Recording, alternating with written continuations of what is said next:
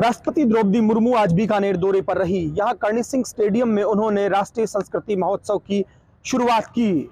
इस दौरान राज्यपाल कलराज मिश्र, केंद्रीय संस्कृति राज्य मंत्री अर्जुन मेघवाल, कला संस्कृति और शिक्षा मंत्री डॉक्टर बी डी कल्ला और मेयर सुशीला कंवर राजपुरोहित भी मौजूद रही। राष्ट्रपति ने अपने संबोधन से यहां लोगों का दिल जीता। अपने संबोधन की शुरुआत राम रामसा से की। उन्होंने कहा कि सिंधु घाटी सभ्यता से ही भारतीय कला और संस्कृति बेहद मजबूत रही है, फिर चाहे चित्रकारी हो, संगीत हो या नृत्य कला।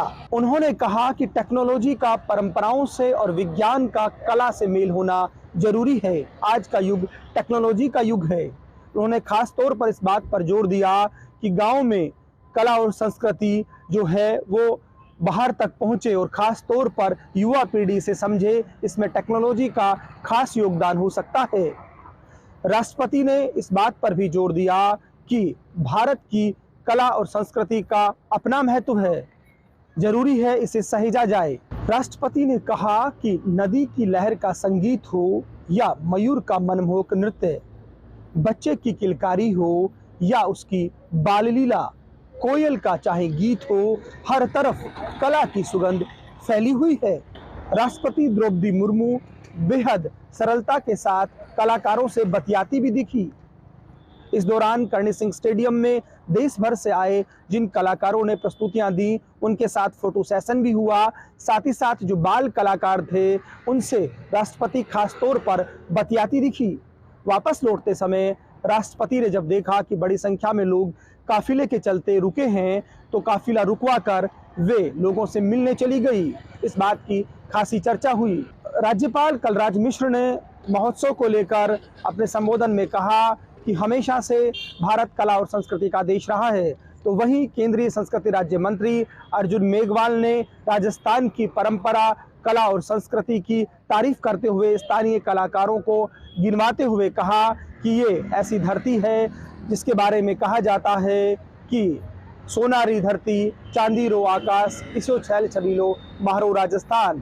तो कुल मिलाकर ये कहा जा सकता है कि राष्ट्रीय संस्कृति महोत्सव में राष्ट्रपति का आगमन कार्यक्रम को खास बना गया। हालांकि इस बात की चर्चा रही कि जन सहभागिता और बढ़ाई जा सकती थी, वो कम दिखी।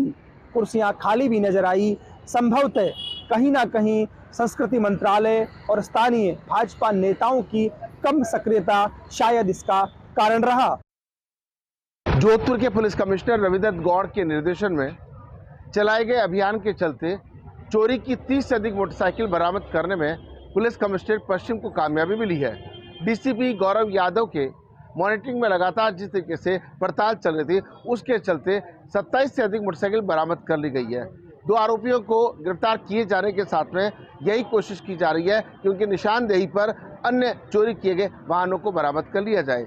ये जो गैंग काम करती थी, मोटरसाइकिल हमेशा अस्पताल के बाहर से, स्कूल के बाहर से या भीड़ भरे इलाकों के बाहर से मोटरसाइकिल चुराती और उसके बाद में किसी अन्य वाहन में रखकर गांव के इलाके में ले जाती और गांव के इलाके में नंबर प्लेट बदल करके, इंजन चेसिस नंबर बदल करके बेचने का काम करती थी। पिछले 1.5 साल से ये गैंग जिस तरीके से काम कर रही थी, उसके चलते पूछताछ में कई महत्वपूर्ण जो तथ्य उनका खुलासा हुआ है। पूछताछ में उम्मीद की जा रही है कि जिस तरीके से टीम को कामयाबी मिली है, आगे और भी कामयाबी मिल सकती है। जोधपुर पुलिस कमिश्नर रविदत्त गौड़ के निर्देशन में लगातार इस तरह की वारदातों का खुलासा हो रहा है। उम्मीद करते हैं कि जिन जिन लोगों की मोटरसाइकिल चोरी गई है उनको वापस मिल जाए, लेकिन इसके साथ ही सावधान रहने की भी जरूरत है कि अपनी जब मोटरसाइकिल कहीं पर भी रखें तो उस पर निगाहें जरूर रखें। कम से कम जहाँ भी सीसीटीवी लगे हुए हों वहाँ उनके सामने रखें तो कम से कम चोर तक पहुँचा जा सके।